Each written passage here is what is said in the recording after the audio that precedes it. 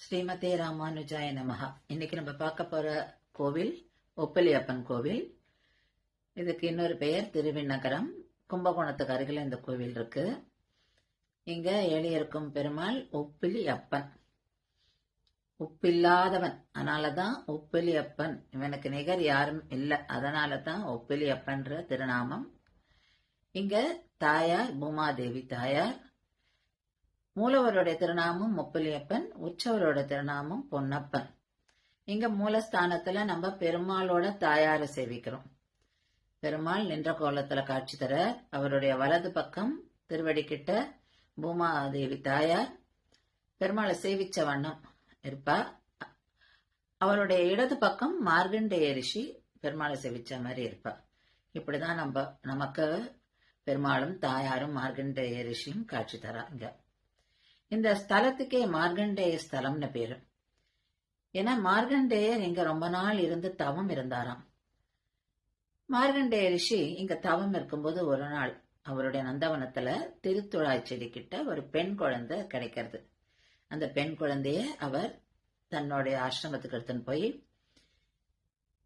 பூமாதேவின்னு பேரையும் வச்சு வளர்க்கிறார்.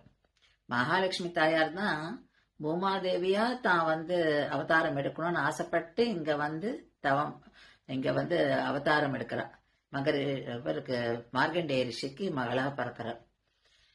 நாளொரு மேனியும் பொழுதொரு வண்ணமா வளர்றா. பெருமாள் மேல காதல் கொண்டு பெருமாளை கல்யாணம் பண்ணிக்கணும்னு ஆசைப்படுறார். பெருமாளும் தாயாரை தேடின்னு வந்துடுறார். வந்தவர் எப்படி வந்தார்னா, அவர் வயசானவரா வந்தார். வயசானவரா மார்கண்டேய ரிஷியை பாக்குறார். மார்கண்டேய ரிஷி கிட்ட கேட்கிறார், இந்த பொண்ணை எனக்கு கல்யாணம் பண்ணி கொடுங்க அப்படின்னு. அதுக்கு மார்கண்டேய ரிஷி, நீங்க எவ்வளவு வயசானவரா இருக்கீங்கோ, எப்படி நான் இந்த சின்ன குழந்தைய உங்களை கல்யாணம் பண்ணி கொடுப்பேன்னு மறுத்துடுறார்.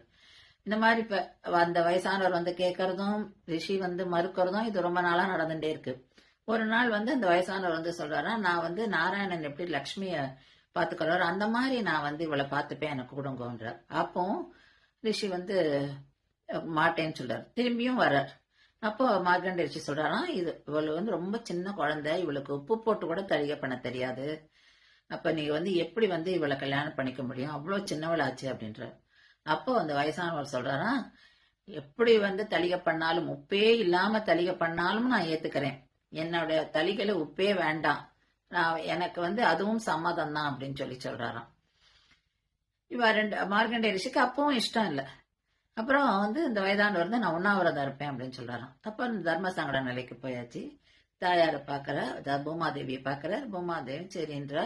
அப்புறம் மார்கண்டேய ரிஷியும் ஒத்துக்கிறார். ஆனா அவர் சொல்றார், கல்யாணம் பண்ணிட்டு நீங்க இங்கேயே தான் இருக்கணும் அப்படின்னு சொல்றாரு, எனக்கு தங்கிடணும் அப்படின்னு சொல்றாரு. அவரும் சரின்றார். அப்புறம் இந்த வயதானவரும் அந்த பெருமாள் அவருடைய உண்மையான ரூபத்தை காமிக்கிறார். தாயாரும் மார்கண்டேய ரிஷியும் ரொம்ப சந்தோஷப்படுறார். இப்படி நடந்ததுதான் பெருமாளும் தாயாருக்கும் நடந்த கல்யாணம் இங்க. அதனால்தான் இங்க நம்ம தாயாருக்கு தனி சன்னதி கிடையாதுங்க. இங்க பெருமாளோட தாயார கல்யாண கோலத்துல நம்ம அந்த மூலஸ்தானத்துல நம்ம சேவிக்கிறோம். அதுதான் இங்க விசேஷம். இன்னொன்னு, இங்க பண்ற தளிகை, அதாவது கோவிலுக்குள்ள பண்ற தளிகையில உப்பே சேர்க்க மாட்டான். ஏன்னா அந்த மாதிரிதான் மார்கண்டேய ரிஷி சொல்லியிருக்கார். பெருமாளும் அதை ஒத்துன்னு இருக்கார்.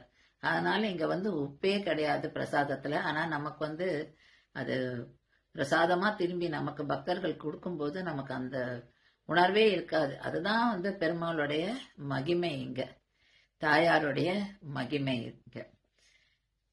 ஸ்ரீமதே ராமானுஜாய நமஹ. மூவுலகங்களுமாயல்லனாய் முகப்பாய் முனிவாய் பூவில் வாழ் மகளாய் தவ்வையாய் புகழாய்ப் பழியாய் தேவர் மேவித் தொழும் திருவிண்ணகர் சேர்ந்த பிரான் பாவியேன் மனத்தே உரைகின்ற பரஞ்சுடரே.